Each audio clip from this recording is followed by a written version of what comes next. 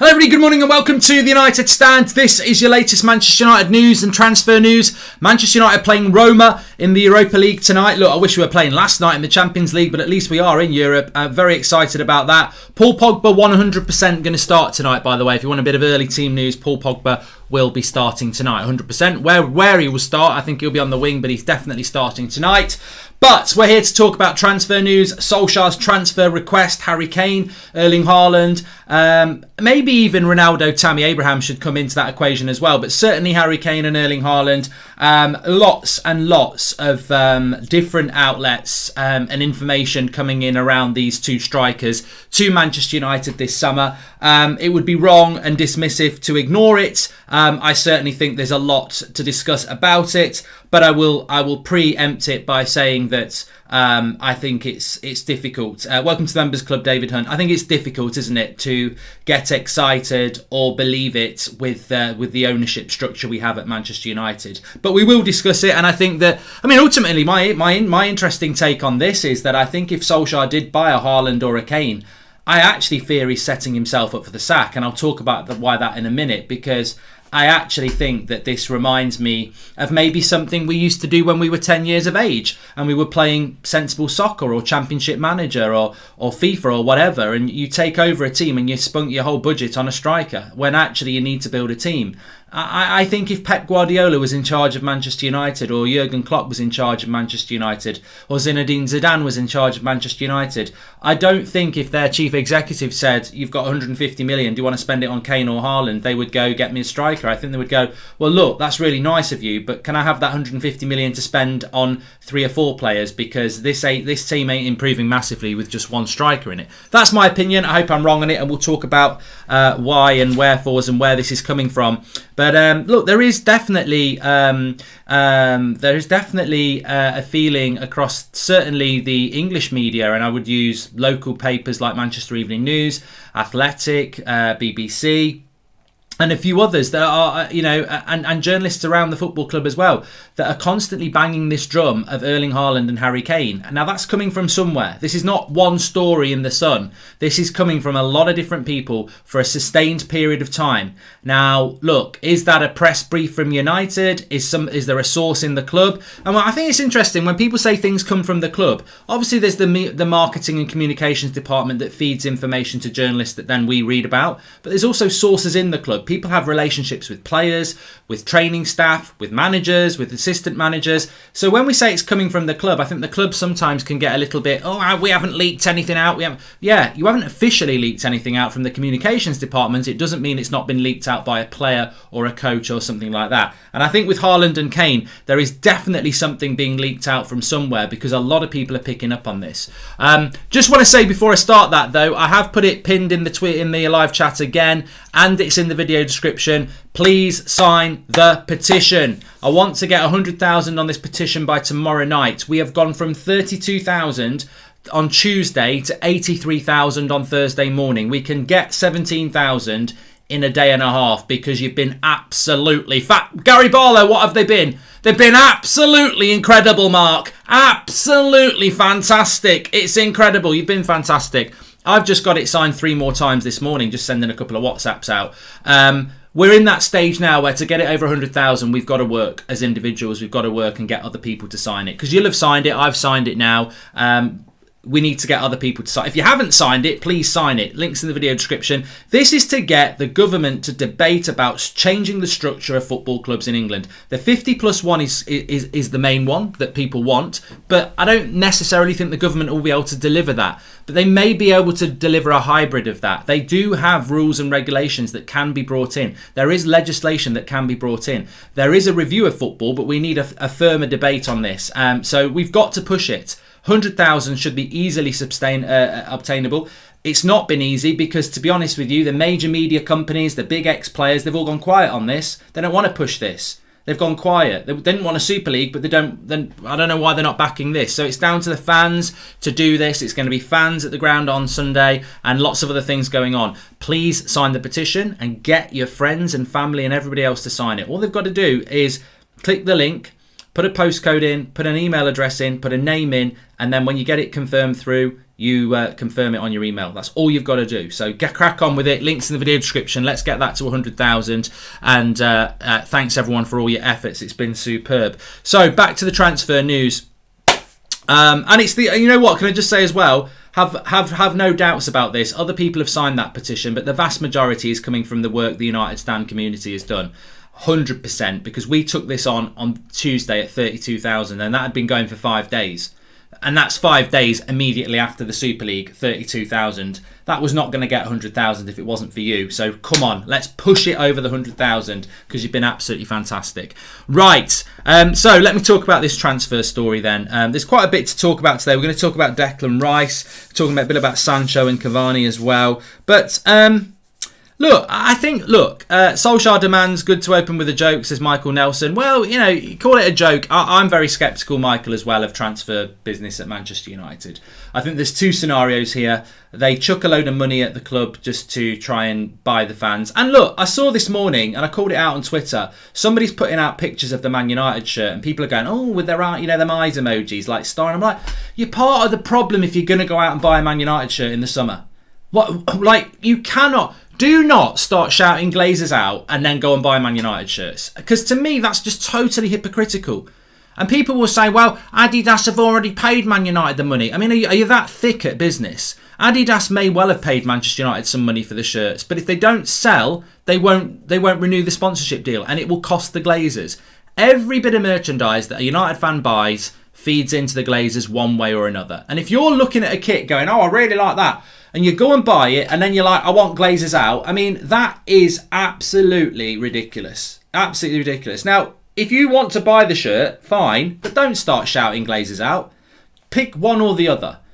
I'm not telling you what to do. Everybody's got a right to do what they want, but don't start going on about, you know, I'm going to buy this kit, that kit, this kit, and then shout Glazers out. I mean, I just find that ridiculously hypocritical. But you know, let's talk about KANE anyway. First of all, so Iheanacho should be getting a look in. Not a chance. No, not for me. I don't think he's a top four striker at all. I know he's playing for a team that's in the top four, but I mean traditional top four. I don't think he's.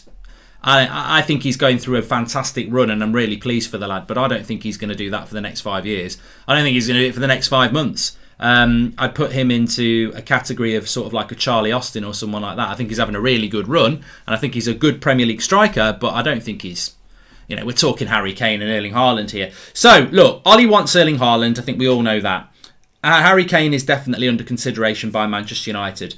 There's 3 issues I've got with this. One, the fee. Where are we getting 150 million, 125 million pounds from? And if we have got that money, why are we spending it on one player? 2, I just think that in relation to Harry Kane and Haaland, they've both got the same issue. Haaland's issue is Mino Raiola. He won't be here for longer than a couple of years, and the couple of years will be very tempestuous because he'll be looking for another move. That's what Raiola does. The issue with Harry Kane is age and injury. Now, Harry Kane is 28. Harry Kane is 28 this summer, so he'll be 28 when he comes to Manchester United. In the last 3 years, he's averaging 3 injuries a season. So 2 seasons ago, he had a back injury, a torn ankle ligament, and a ligament injury again. And that kept him out for nearly 100 days across a season. The next season, he had 3 fitness problems, kept him out for nearly a month. Thigh muscle kept him out for nearly 3 months, and he had an illness, which is minor. This season, unknown injury, and then 2 ankle injuries. Now, in fairness, he's not quite, with those 3 injuries, he's only missed a week each time. But Harry Kane picks up a lot of injuries, and he does pick up a lot of ankle injuries. So if you're spending £125 million on a 28-year-old and he's getting 3 injuries a month, I'm just worried about... Look, Harry Kane, 25, no injuries. Yeah, I am in no way saying that Harry Kane wouldn't be a brilliant... I think he's one of the best strikers in the world. So, you know, you are talking about that. But my concern is £125 million for 28-year-old Harry Kane, who is picking up a lot of injuries and has definitely got issues with his ankles. I'm like, you know where I'm going with this? We're spending our whole transfer budget on a striker that's going to make us win the title, but actually, oh, you know what? He might do his ankle and be out for a month a couple of times. It's a risk. It's a risk, and I've always said that United should not be taking risks. And people will be screaming saying, but you're talking about Harry Kane, you're talking about a brilliant striker, and I know that. I know that. But my issue is that it neglects other areas of the pitch. It is that whole, I'm going to buy a striker and I'm going to win the title. The positive is if you spend that sort of money on Harry Kane, the positive would be is that we'd have to play a bit different brand of football, which is what we all want anyway. I think if you drop Harry Kane or Erling Haaland into this United side this season, I think it's an absolute train wreck. I mean, where is the chances coming from? And people will say, "Wow, Kane's better and Haaland's better than Cavani." Well, he's not. They're not that much. They are better. But they're not so much better that they're going to get. They're not magnets. They're not going to pull chances. Chances need to be created. Now, if we'd have to play a different way if we bought Kane or Haaland, because they cannot survive on the way that we play football this season. We don't create enough chances for anybody, let alone a number 9. So we would have to play a different brand of football. Now, my concern is if you bought Haaland or Harry Kane and you play a different brand of football, happy days. Or is our coaching staff naive that it thinks that if they just put a striker in, we'll be better, but we can play the same way? That's what worries me, because if we buy Harry Kane or Erling Haaland and play like we did this season, and then we don't finish in the top 4, or we don't have a good start to the season, it's bye-bye Ollie. And this is what I mean. It worries me that this sort of a signing could lead to Solskjaer's sack, because if he's only buying a player because he thinks... If he's looking at the current United side and saying, "Oh, Karaki, the only thing we're missing is a top striker," well, you're wrong. You're absolutely wrong, because striker in the current team actually isn't anywhere near the priority. I think the three big priorities for United in the current setup is a centre-back, a CDM and a right winger, and then a striker. So it depends what Solskjaer's plan is. If he wants Kane or Haaland and he's got a whole new system in his head that we've not seen yet, then that's quite interesting. But if it's Kane or Haaland to drop them into this current system, I think he'll end up with the sack. Sadly, I do, because I just don't see what Kane or Haaland are going to do in a team that plays like we do, which is very slow and doesn't create many chances. Christian De Frost, welcome to the Members Club. And can we just get Cristiano for a couple of years and let Mason develop into a proper number 9? This is Sarab. Look, Manchester United, whether we like it or not, Manchester United and Ole Gunnar Solskjaer absolutely clearly want a striker. That is the priority. I think we've seen the evidence of that this week. I donated to charity anyway yesterday, says thank you, pal. Come on, United, let's get 100k on that petition. Glazers out. And welcome to the Members Club, Dominic. We are definitely looking at a striker. That is definitely the priority. And I think the fact that we've kept Eric Bailly instead of buying a centre-back shows that we're trying to pool our cash to buy a striker. There are a lot of strikers out there. I do like Calvert-Lewin. I do like Harry Kane. I do like Erling Haaland. I do like Cristiano Ronaldo. And if you've given me any of those 4, I would be very, very happy. My issue with this is I think there are concerns about Haaland. He will be disruptive within 2 years with Raiola as an agent. So where's the future in that?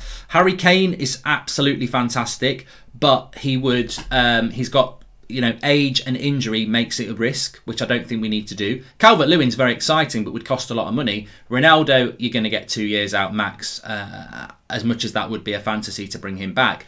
But the big thing about any of those deals is I think that one deal for that striker, that's it.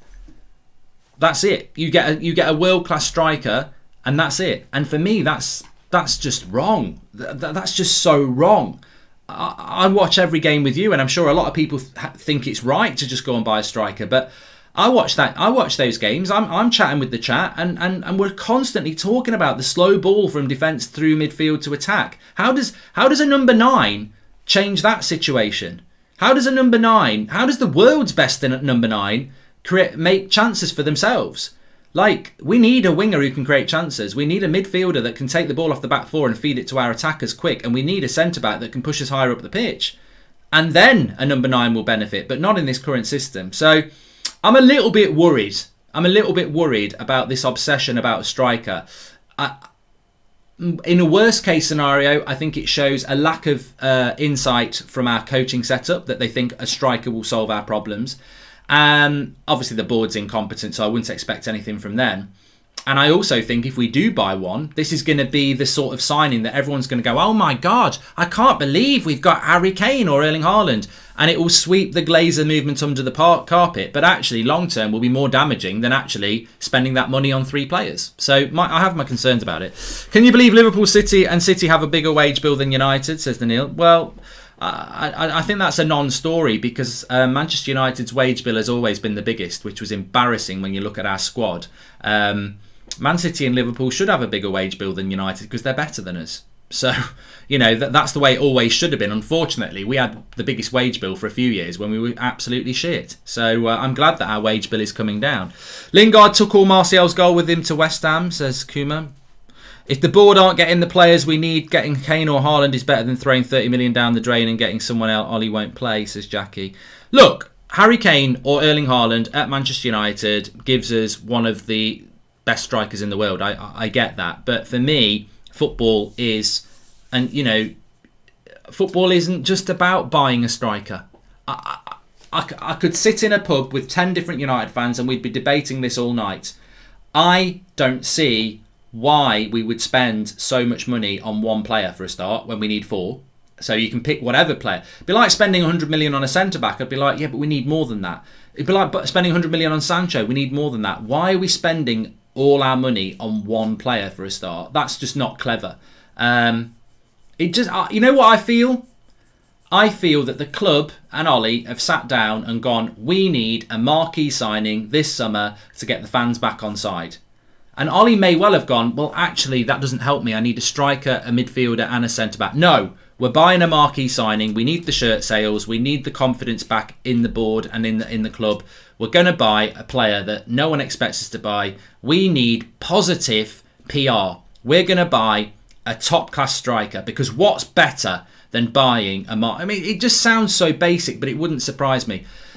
Well, Ollie's like, well, buy me a top-class centre-back. No, that won't sell enough shirts. Strikers are the stars of football. We are going to spend everything on a marquee striker. So take your choice. And it feels a little bit like that might be the plan because it's totally about pulling the wool over your eyes. It's totally about boosting sales. It's totally about PR. And it makes next to no sense to me to buy a striker when we need 3 other positions as a priority. And also, if you do buy a striker, what happens to Mason Greenwood? Like, nobody seems to want to talk about this. If you buy a striker, what happens to Mason Greenwood? Because there's no way on this earth that Greenwood off the right and Rashford on the left is going to create chances for a striker. If you buy a striker, you've got to have one of the wide players who's creative. Otherwise, why buy a striker? So what happens to Mason Greenwood if we buy Erling Haaland? Because people who think we're going to play Greenwood, Rashford and Haaland up front or Greenwood, Rashford and Kane up front, ain't never going to work. It's never going to work because Greenwood's a wide forward and Rashford's a wide forward. So, I don't know. I worry, are we being taken down a PR spin here that, you know, we spend everything on a striker, everyone gets really excited, they all buy the new shirt, they all got Kane on the back, and actually, next season by Christmas, we're out of a bloody top 4 race going, I wonder what went wrong. Oh yeah, we didn't actually need a striker. We needed to build a team first. Kane did wonders in the Spurs graveyard shift under Mourinho. Think he could do well in our graveyard shift, says James. Well, I disagree with you, James. I disagree with you completely. I think the creativity around Harry Kane at Spurs is completely different to the creativity that we provide. I mean, Son is a creative player. Lucas Moura is a creative player. Yeah, they can score goals, but then it's not this. Rashford and Greenwood are wide forwards. They're not creative players.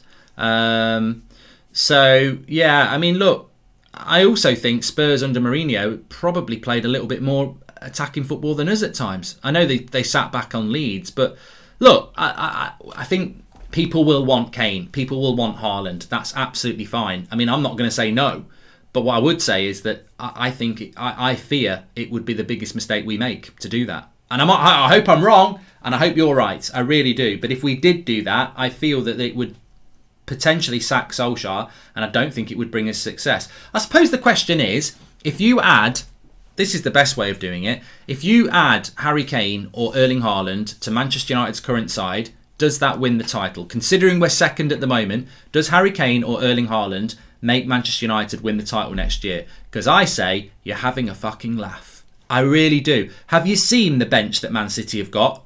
Have you seen their first 11? And you think you can put Harry Kane into Man United starting 11 and we're going to win a Premier League season over 38 games with all the holes we've got in the first team and the bench that we've got compared to Man City. This is a squad game. I've said this for a while. Look at PSG's squad. Look at Man City's squad. Look at Chelsea's squad. This is a 60-game season. You don't just spend £150 million on a striker and go and win everything. Not a chance. This is a squad game now. You build your squad. You build your first team. Mark, if we sign Rafinha or Sancho, don't you think our striker would score 20 goals a season, says Didier. I do. I think that if Manchester United added a Sancho or a Rafinha to the current team, whoever's playing at number 9 would probably get another 10 goals a season because the creativity is just not there. It really isn't. I mean, Tammy Abraham and Ronaldo. Tammy Abraham, no. Why would I want a striker at Man United that's not good enough for Chelsea? No. I think he's a Southampton striker. I think he's maybe a Leicester striker, but I don't see him as a Manchester United striker or even an Arsenal striker. I just don't think Tammy Abraham is that level. So no, I wouldn't take him. I like him, but not at that level, no. And you know what? What I would say again is, if you're buying Tammy Abraham to play at number 9, what the hell are we doing with Mason Greenwood? I still keep saying, what are we doing with Mason Greenwood? He's 19. In a year, he'll be even bigger and more physical and better than he is now. I think in Mason Greenwood, we've got a number 9. What was Harry Kane doing at 19? You know what I mean? So I think we've got you can't have a generational talent and then not use it. United need to go for someone like Lautaro Martinez, as Connor Wells. We're definitely looking at a striker. As for Ronaldo, I would always take Ronaldo back. I'm a romantic. I would always take Ronaldo back. Of course I would. But the financial package to do that could end up being more expensive than a Calvert-Lewin or someone like that. And in that case, you go, well, look, what's the future planning here? And again, I've got to be consistent here. I love Cristiano Ronaldo. But does Cristiano Ronaldo make Manchester United win the title? No. He hasn't made Juventus win the title this year. He didn't get them into the quarterfinals of the Champions League. Messi doesn't make Man United. Football, what I'm trying to say is, in my opinion, football has changed. You don't just drop one superstar in your team and win the title. We did it with Van Persie, but we had a team behind him. That's the lesson Solskjaer needs to learn. We brought Robin Van Persie into a team that was just short of winning the title the year before. Aguero! We brought Van Persie in and we won it back. If you add HAALAND or Kane or Ronaldo to this side, does it make us a title-winning side? No. There's too many holes in that team. You're still going to have to play McTominay, Fred and Matic at the holding midfield. You're still going to play Maguire and Lindelof at centre-back. And you think that adding Harry Kane in makes us a title-winning side? No, it doesn't. We need to build a team. And I don't know why we don't want to build a team. And maybe the reason we want to spend everything on a marquee signing is to get the morale in the fan base good. And also because it's lazy. One deal is easier to do than 5. But we need to do 5. With Rashford and Mason being inside forwards rather than inverted wingers, we need a striker who can create a bit for himself rather than out and outs. Hence, Ronnie or Kane are better choices. I think this is going to end in tears, Michael, to be honest, but I hope I'm going to be wrong. Why are so many United fans so obsessed with Ollie's job security, says Andre. I think it's because a lot of fans back Ollie and a lot of people don't back Ollie, so it's always going to come up, I think. That would be my interpretation of it. Forget about the signings this summer. Glazers' pocket hit hard, missing out on Super League. They're not going to spend the money. And of course, as I said, I'm not expecting much in the transfer market anyway, and we may all just be being sped. We've also got to be very careful of that. It's a very good point. We're here talking about Kane or HAALAND and whether Solskjaer's right or wrong to build a team or get him, and then you get nothing. And you've been spun again. I'm Ollie in and Glazers out. I expect titles and wins, but I can't trust his regime. Only disappoints from transfer to playing style. Really invested so much energy. Had hopes last summer, but they killed it, says DK. Thanks for the super chat there. Just moving on then from the striker situation. I mean, Ronaldo has been mentioned in relation to Manchester United again from an Italian outlet. I think it was Calcio Mercato. But look, you've also got to add into the equation that United will get mentioned a lot. I personally think we are more likely. This is somebody just asked this, and I won't swerve it, and I'll ask you as well. Do you think we're more likely to get Harry Kane or Erling Haaland? I would rather get Haaland, but I think we're more likely to get Harry Kane because he's slightly cheaper. And I don't think Manchester United would be able to get Haaland. But I'd prefer Haaland to Kane for many reasons, because I think Haaland's younger. He'll therefore stay fitter. And also I think he would suit us better because he's fast. And I think one thing that we are good at is hitting teams quickly on the break, and that's not really what Harry Kane's all about. So, and also the injury record of Harry Kane worries me a lot, and I'm gonna flag it up because the club never flag it up. I mean, we've just given a centre back a 3-year deal who's been injured for more than a third of the time he's been at the club. So we never look at people's transfer history. I almost feel like sending an email to United's scouting department to say, on Transfer Market there is an injury history page. You might want to read it before you start doing your scouting, because we don't seem to want to look at that page. Like we just don't. Football is a team sport. We need to build a squad, says Jeremy. We do. 90 minutes are talking about. They're talking about the Cavani and Sancho on their website. I'm just going to breeze over these very quickly. Cavani is a player that Manchester United want to stay at the club. So for all this Haaland and Harry Kane talk, Manchester United want Cavani to stay. There's a couple of players at United, whether you like it or not, that we are basically on our hands and knees begging them to stay. And Cavani is one of them, and Paul Pogba is the other. We absolutely want Cavani to stay.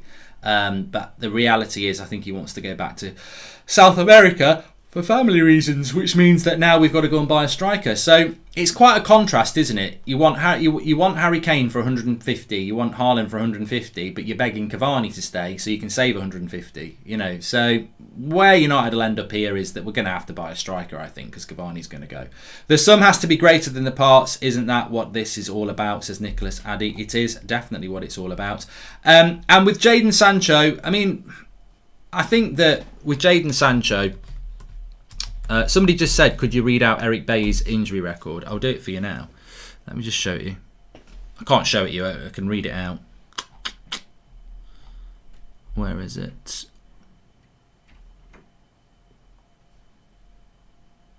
I will find it. Here we go. Injury history.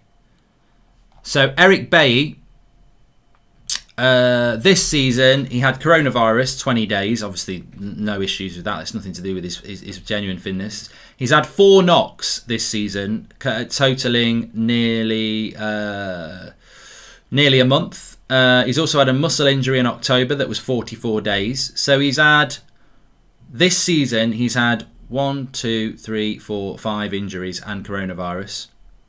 Last season he had 2 injuries. One was a knee injury that kept him out for 169 days and 32 games. The year before that he had a knee injury which kept him out for 80 days. And then he had a head injury, 2 knocks, a back injury, another knock. So in the last 3 seasons, he's had 1, 2, 3, 4, 5, 6, 7, 8, 9, 10, 11, 12, 13 injuries in 3 seasons. And that's leaving out the one before where he had an ankle injury for 100 days. He's had 13 injuries and he's had 2 significant knee injuries. And we've just given him a 3-year deal. That's what you're up against. This is what you're up against. This is what you're up against. I love Eric Bailly, but Jesus Christ, would you not look at that injury record and go, he's not a first teamer, Ollie. He's got a terrible injury record. It might be time to move him on. And then the board go, no, because you're not having a centre-back, so you may as well keep him. That can only be what has happened. Because anybody with a brain would look at that and go, I don't care if he's Virgil van Dijk. And he's not. But that injury record, what am I supposed to do that? Well, I tell you what you're supposed to do with it, Ollie. You're supposed to use him because you're not getting a centre-back. No way. So you use him or you end up with nothing. And I think that has to be the scenario. It has to be, doesn't it? Because it's absolutely ridiculous. There is no way that an ambitious football club would have given Eric Bailly a contract. Not at all. And as I said, I really like the player. I love him. But the injury record outweighs any ability. It has to. Because you cannot Future planning is about getting your best players on the pitch. You can't do that with that. It's ridiculous. Anyway, sorry, let me just remove Darren. I can't be arsed with people like that and their stupid comments. Goodbye. So, super chat coming in from Ollie is by far the most divisive element in our fan base. The Glazers will want to hang on to him for as long as possible.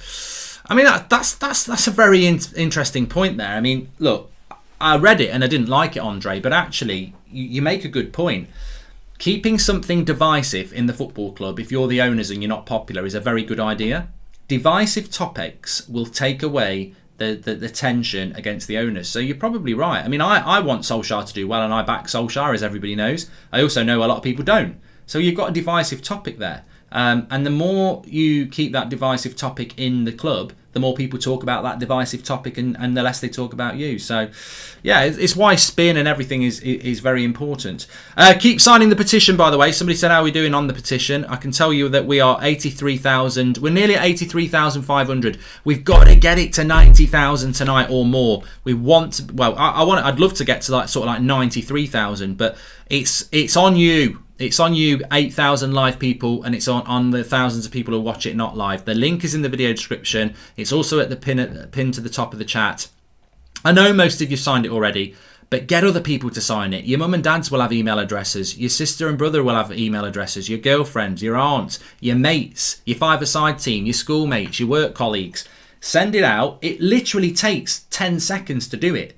Once you sign the petition, it's just an email address, a postcode, your name, and you send it off, and then it comes to your email and you verify it. So just crack on with it. And if you have got a couple of email addresses, if you are using your mum's email address, make sure you use your mum's bloody name, because if you keep putting the same name on there, it's spam and they won't count it. So if your mum says, yeah, you can use it, I will vote for it, but I haven't got time, this is my email address, just do it for me. Make sure you put your mum's name on it. But I think you've got to, if we're going to get past 100,000, the challenge is with the United Stand community now. Everyone else seems to have dropped out of it, the big players anyway. So we've got to get it over ourselves. We've took it on ourselves to do this. Let's get it done. And I would set a personal challenge to try and get 10 people to sign it. If we all get 10 people to sign it today, and I'll tell you what, I'll beat all of you. I'll get 20 people to sign it today. Then we'll blitz through it. Why are we not looking for cheaper striker options like Odsonne Edouard, says Hadrian. Well, you know what, Hadrian, we'll probably end up with a cheap striker like Andre Silva or someone like that anyway. So yeah, please smash the like on the video, by the way. I was talking about Sancho. In relation to Jadon Sancho, do I think United will sign Sancho? I don't think we're going to sign Sancho and Kane. I don't think we'll sign Sancho and Haaland. I mean, look, can I just make this very clear? My dream Manchester United transfer window would be Varane at centre-back, Declan Rice CDM, Jadon Sancho on the right, and Harry Kane up front. I'd take that. I'd rather have Erling Haaland, to be fair, because I'm still worried about Harry Kane's injury record. But, at the end of the day, that's a dream transfer window. I don't need to worry too much about risk there. I think Harry Kane's injury record becomes more of an issue if he's the only signing, because the pressure on him to succeed is all on him. With Jadon Sancho, United did so much work on that deal, apart from pay the fee. So the groundwork on Jadon Sancho, of which would have been months, is all done. The agent has a relationship with United. Sancho wants to come to United. Dortmund have had conversations with Manchester United, and it all fell apart on the price. So that deal could be reignited like that. If United walked in and said to Dortmund, what do you want? And they went, you know what, we'll take 80 million, there you go. That deal would be done very, very quickly. But as we know, United don't do deals like that anyway. So, and that is interesting. Remember, Woodward's not part of these transfers this summer. You've got Murta there. These people involved in this transfer window will not want to be tarred with the same brush as the previous people, even though Matt Judge is still the negotiator. But can United negotiate deals quicker than they have done in the past? That will be very interesting if they're going to do deals. But Sancho is a player that United could get. He definitely wants to leave Dortmund. He's definitely available. He definitely plays in a position that we need to strengthen. And United definitely do have around £80 million to spend. So Sancho could happen. Again, would Sancho on his own make us a better team? I actually would be a little bit, not even controversial here. If you're saying to me, will a striker make a massive difference to United? I don't think it does. Will a right winger make a big difference on their own? Yeah, I think if I had the choice between Sancho or Kane, I'd go with Sancho, because I actually think a right winger for the team would make us a better team than just dropping a striker into that current team. But, you know, it's all about opinion, isn't it? The transfer window, I don't know when it opens, Ross, to be honest. I've got no idea when the transfer window opens. I presume it's probably going to be the 1st of June, because the Premier League one used to open in the middle of May, but it's not. Our season doesn't end till the end of June, so I can't understand why the transfer window would open at in the middle of May. I mean, it has opened in the middle of May a couple of seasons before this, but nothing ever happens. What's going to happen to Ahmad, says Angela. You know, Ahmad, I can see Ahmad going on loan next season. I can. I think Pellistri will be on loan again next year, and I think that Ahmad will go on loan. I just don't see. I think he's wasted the opportunity with Ahmad. I think wasted is a hard word. I think he's bottled the opportunity. That's even worse. I think he's not used the opportunity with Ahmad. He came on against Milan, he scored a good goal, and he should have played more minutes. But look, Van der Beek's hardly played, so as if he's going to use a teenager winger, despite the fact that we spent a lot of money on him, he's not used the opportunity with Diallo to find out whether he could have been the right winger. And I think that's a bit of a waste, because imagine if we'd used Diallo more and he'd been brilliant, and then you'd go, well, we don't need a winger because we've got Diallo. So I can see Diallo going on loan because he's just not been given the opportunity this season. Like many others, Twansebi, probably going to have to go on loan. Van der Beek, I mean, who knows what's going to happen with him. There's been quite a few players at United this year that have just not been given a go because Ollie's focused on using a select 14, 15 players.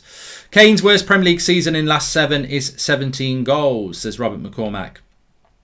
Hey, mate, there's no doubt he's a fantastic striker. I know you've got the posters on your wall, but I'd say 2 things about signing Harry Kane or Erling Haaland. One, I think it's a massive mistake to spend everything on one player because we need 4. And 2, in relation to Haaland, he wouldn't be here in 3 years' time because Raiola would get him out.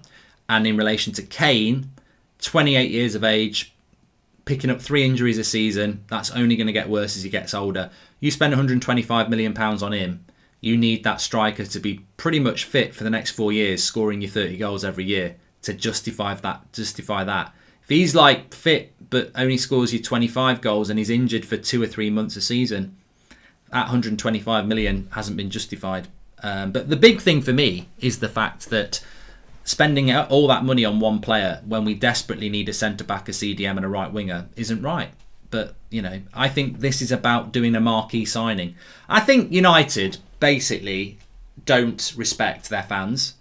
I think it's very obvious that they don't respect their fans. They respect your wallet. They don't respect you. They showed that countless times, and they definitely showed it last week. And I think they're looking at this situation and going, how do we make these fans happy the easiest way possible? Let's buy a player. Let's buy a marquee player that will get us loads of publicity and make the fans happy. And I think that's what this is all about. I don't think this is about building a team to win a title, because if you wanted to build a team to win a title, you'd buy more than one player. You'd spend it more carefully. But I think the plan is to just buy one marquee signing and go, look at what we've done, buy the shirts, we're going to win the league, and then, we'll deal with what happens next season because we've already made the cash for this year. The Glazers will buy Ronaldo to make Pogba stay and solve the striker problem, then paint Old Trafford to make us all forget about the Super League. Useless, says Christian Defrost. I do think the transfer stories, whether they happen or not, I do think a lot of it is about, pulling the wool over the eyes of the fans, definitely, yeah. Reports say United don't have much to spend this summer, yet we're willing to spend 200 million on Kane, says Jack Johnson. And with the former Ajax coach Ten Hag coming to Spurs, we might take a swap deal for Donny, Van der Beek and Kane, says Real Dale 5. I mean, look, just on Harry Kane, I know a lot of people are talking about it. It's one thing spending £125 million on him, which I think is a massive risk anyway, to spend all that money on one player when we need 4. But let's be real, Daniel Levy will not want to sell Harry Kane. They've got a brand new stadium and they want to be a top 4 side. You don't do that by selling your captain and your best player. And do they need to do that? Are they in financial difficulty? No. The person that will make Harry Kane leave Spurs is Harry Kane forcing a move. Now, will Harry Kane want to do that to a club that basically created him? So that is a major issue. And also, let's not forget, whoever's the next Spurs manager, I don't think Harry Kane will leave Spurs, to be honest, because the new manager comes in, and look, if it's Scott Parker, Harry Kane might go, fuck that, this club's going nowhere. But if it's a decent coach who goes, look, I'm going to play this brand of football, we've got a good team, we should have been top 4 this season anyway, Mourinho blew it, we're going to play a good brand of football and you're going to score a lot of goals here and we'll be in the top 4 next year. And Harry Kane, I think that's what will happen. I think all this talk of Harry Kane leaving Spurs, I just cannot see it happening at all. Which then leaves you with Haaland, who's more expensive and even more problematic, because as young as he is, he will only be here 2 or 3 years, because we know what happens with Riola. If this is a European tour, he wants him at 3 years here, 3 years there, 3 years there. So I don't think Kane will happen anyway. To be honest with you, I just can't see it. Spurs don't need to sell. Spurs won't want to sell. Kane won't want to disrespect Spurs and force a move. And a manager will come in, and he will be. I think Spurs will make sure the manager is as high profile as possible to make Kane stay. I think that's what'll happen there. Anyway, it's match day tonight. Absolutely can't wait. Man United against Roma. Europa. I nearly said European, I wish. Europa League semi-final. We'll be live from about 6:30 because I think it's kick-off at 8 o'clock. Pogba is 100% starting. I can tell you that. I just don't know where he's starting at the moment, but he is starting. I think he'll be on the wing. I think it will be Matic and Fred in midfield. I hope it's not McTominay and Fred, but I think it will be Matic and Fred with Pogba on the left, Bruno, and I think he'll go Cavani and Rashford. But we will see. I'm excited about it. Make sure you smash a like on the video. And look, we've got a live watch-along tonight, so we can be pushing this petition then. But if we can get to like 90,000 before the watch-along tonight, then we could really push it through on the watch-along as well. So the link's in the video description. It's pinned to the top of the chat. That's your job today, United Stand community. Go and get, each of you, go and get 10 people to sign that. Go and speak to your mates. Go and speak to your family now. Say, have you got an email address? Fill out this petition. What's your name? What's your postcode? I'll fill it out. I'll send it to your email. Because remember, you can do it. If you find out your mate's email addresses and they're happy to do it, or your mum and dad's email address, say, look, I'm going to put your name in, I'm going to put your postcode in, I'm going to put your email address in, check your emails and sign the petition. You can do the heavy lifting. Let's do it. Let's get 100k. Thanks for watching. I'll speak to you in a bit.